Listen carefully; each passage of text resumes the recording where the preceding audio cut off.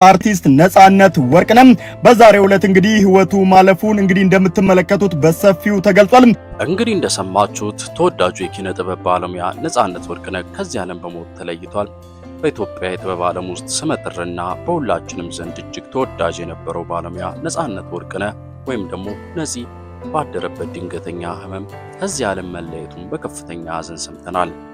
ነጻነት ወርቅነህ በተለይ በኢቢኤስ ቴሌቪዥን ለበርካታ ዓመታት የሚተላለፈውን በብዙ ቤቶች ዘንድ በሚወደደው የቤተሰብ ጨዋታ ፕሮግራም አዘጋጅና አቅራቢነቱ ይታወቃል።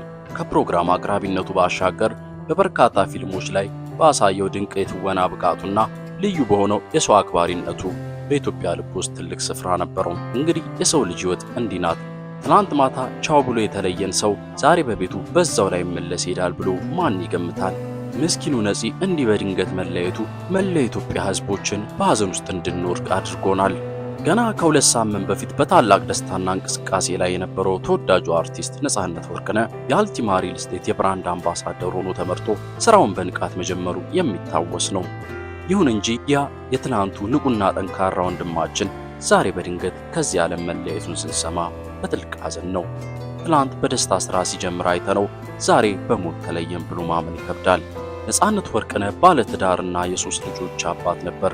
ባበረከታቸው ስራዎችና በደግነቱ ሁልጊዜም በልባችን ሲታወስ ይኖራል።